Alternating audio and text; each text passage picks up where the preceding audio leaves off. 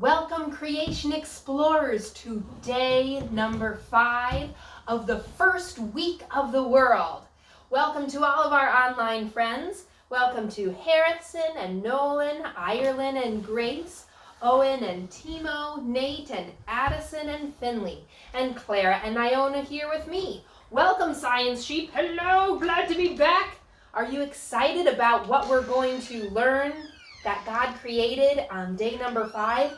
Oh yes, the first living creatures. Oh, I can't wait to talk about flying things and swimming things. Well, let's give thanks to God and then we'll start. Father in heaven, thank you for your world that you have created and your word and for salvation in Jesus. Amen. Let's read Genesis 1, chapter 20. Oh yes, here it is. And God said, "Let the waters swarm with swarms of living creatures, and let birds fly above the earth across the expanse of the heavens." So God created the great sea creatures, and every living creature that moves, with which the waters swarm, according to their kinds, and every winged bird according to its kind. And God saw that it was good. And God blessed them, saying, "Be fruitful, and multiply, and fill the waters in the seas, and let birds multiply on the earth." And there was evening, and there was morning, the 5th day. So on the first 3 days of creation, God separates the waters and gathers the waters to make 3 regions: the seas, the sky, and the dry ground. And on day 5, he starts to fill up 2 of those regions with wondrous living creatures. Do you remember from our reading what 2 regions God fills up with animals? What do you think, Iona? What fills up with animals? What did God fill? Did he fill the sea, the sky, or the dry ground on day number 5? Sea. He filled the seas and also the waters and the sky, the waters and the sky. So, Science Sheep, tell us what kind of creatures God created on day number 5. Oh, fish, of course, that live in the sea. Oh, but not just fish. Also dolphins and giant swimming reptiles like the plesiosaur, which of course is extinct, and also the Spinosaurus, which scientists think was a giant swimming dinosaur with a big long tail and giant sharp alligator jaws. And, oh, of course, who could forget the biggest giant great sea creature of them all, the blue whale. Ooh, as big as your house. And and also don't forget tiny little sea creatures too, like krill, teeny tiny shrimp-like creatures that swarm about in the waters by the millions. Oh, yes, God created them all. And what about flying things? What sort of creatures fly through the air? Well, there's all kinds of birds, humongous birds like the eagle, but also small little birds like the hummingbird, and also bats and bees and butterflies and, pterodactyls and other flying reptiles, which unfortunately are now extinct.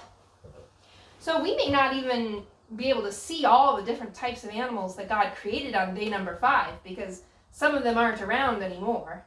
That's right.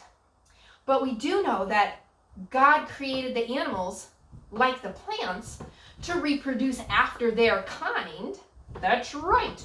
So a pelican mama will have eggs that hatch into little robins? No. No. And Mama Guppy will have little baby blue whales? No. Of course not. They have babies after their kind. And now, things that fly and things that swim, God needed to create them pretty special in order for them to be able to do that, right? Because gravity is always pulling us down. So things that fly through the air and things that swim in the water need something to keep them from just sinking down to the bottom or flopping down to the ground. Oh, that's right. Gravity is always pulling all of us towards the center of the earth. Everyone, stand up. Now think to yourself, why don't I just sink down through the floor? Because the floor is solid. It's holding you up. And why don't you just float to the ceiling? It's because gravity's pulling you down. But it can't pull you through the floor because the floor is solid and strong. But if you were a fish, there'd be no solid, strong floor below you because you'd be swimming around in the ocean. And why don't you just sink to the bottom of the ocean, you wonder? That's because of the buoyant force. The what force, Mr. Science Sheep? Buoyant force. All right, everyone bob up and down with me while you say buoyant, buoyant, buoyant, buoyant, buoyant, buoyant. All right, that's enough buoyancy. Slide down. Okay, Science Sheep, so we have an experiment here to help us explain buoyancy and how a fish's swim bladder works, right? Oh yes, the swim bladder. That's what helps the fish control where it swims in the ocean. All right, so we may need a little bit of help with this experiment. And in your boxes at home, you have, in your day 5 bag, you have some clay. So you can do this experiment with us or play around with it after the video. Let's start by dropping, Iona, go ahead and drop the clay into the water. Clara, what happens to it? It just sinks. It just sinks. And why does it sink? Because of gravity. Because of gravity.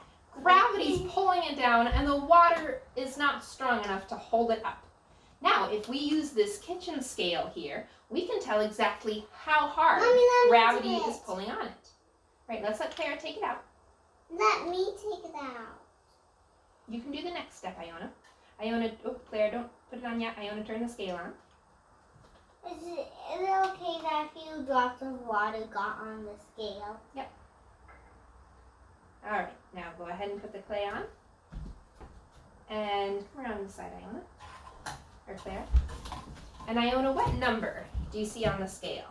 24. 24 grams. So gravity is pulling down on this piece of clay 24 grams. Now, as this clay goes down into the water, it pushes water aside. How much space does this clay take up? Well, I measured it ahead of time, and it takes up 1 tablespoonful of space. Now, let's weigh out how much 1 tablespoon of water weighs. That's how much water the clay is pushing out of its way as it goes down. Can I put it on? Yes. Oh, we're going to have to reset it. Push the reset button. This one? Yep. All the way on the button. Yeah. And Clara, can you set that on gently? Oh wait, we need the we need to zero it out with this on it. All right, Clara, set that down on it, and then we'll put the water in after we zero it. I want to push the zero button again.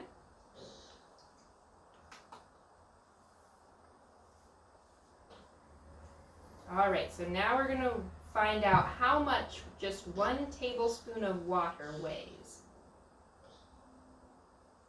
And what number is that, Clara? 13. 13. 14. So this blob of clay weighs 24 grams, and the same size glob of water, that is the amount of water the clay pushes away, weighs 14 grams. So the buoyant force is equal to the weight of the water pushing up on the clay, but that's 14 grams, and gravity is 24 grams.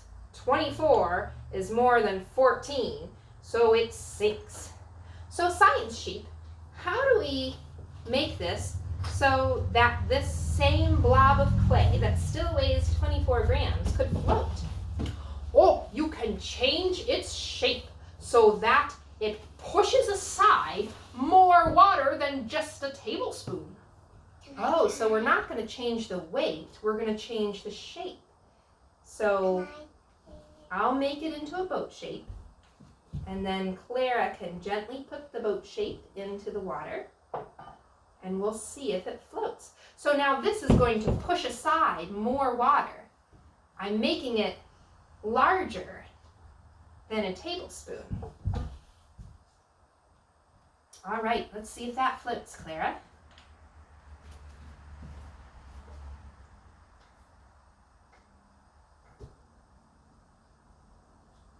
Wow, look at that. So now the weight of the water that is pushed aside is strong enough to hold up the 24 grams of clay. Good job. You girls can sit down. Mama, can I fill up the water? Afterwards, So now we're going to make this just a little bit bigger and seal up the edges so that we have an air bubble trapped inside. Whoa, this is like a fish's swim bladder. It's an organ in the fish that holds a little bit of air inside it. There, now it can float. But a fish can control how much air is in the swim bladder. That's right. So if we squeeze just a little bit of air out of it,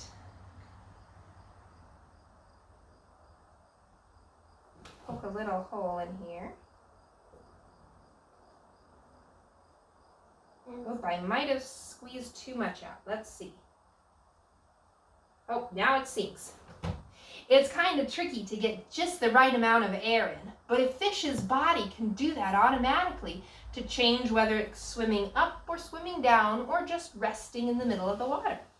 That's right, and you at home can try playing around with your clay to see if you can make a fish that floats right in the middle of the water. Now, let's talk about birds for a little bit then, Mr. Science Sheep. Now, what holds birds up? The buoyant force in air isn't strong enough to hold up a bird, is it? Oh, no, it might hold up a hot air balloon, but there's a different force that keeps the birds from flapping to the ground. It's called lift. All right, children, jump up and say lift. Lift, lift. Very good, sit down.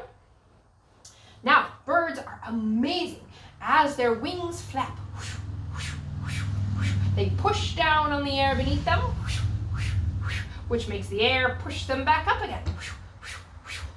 And God created them with special lungs and special bones and special shapes of their wings so that they're able to keep themselves up in the air by flapping. And as they glide and the wing air rushes over their wing, it's a special shape so that the air helps to push them up as it rushes over their body. Well, that's a pretty good impression of a bird, Mr. Flying Science Sheep. Oh, thank you. So that's pretty incredible that God created birds to be able to fly and fish to be able to swim. God is a great engineer to make these animals in such a special way. And when we make planes or submarines, we use these ideas that we see in nature. Birds are also an example of God's love for us, because birds often take very good care of their young. They build a nice nest for them. They keep their eggs warm until they hatch, and then when the little birds hatch, they diligently feed them until they're old enough to fly away. And there's actually a Bible verse about birds who built their nest in a very special place. Let's read Psalm 84, starting in verse 1.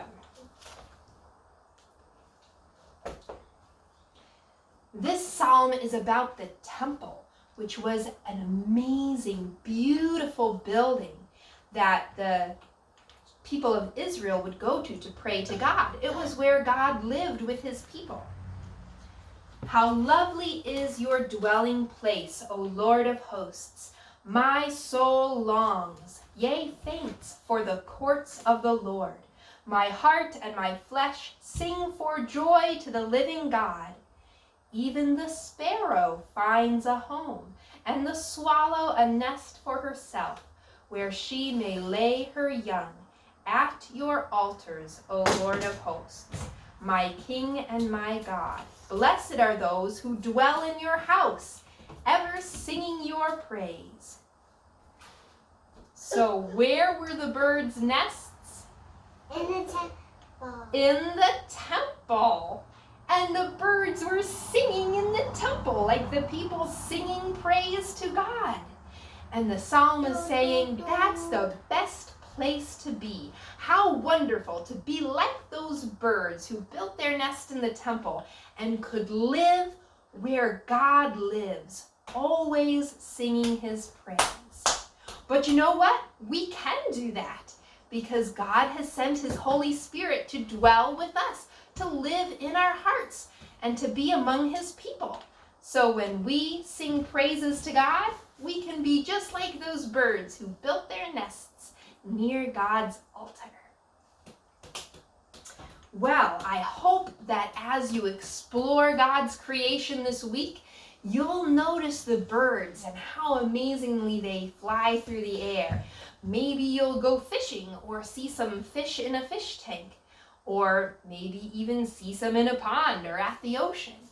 And remember how God created fish to be able to swim. Well, enjoy your week and give thanks to God as you see all of these marvelous things that he has made. Bye for now.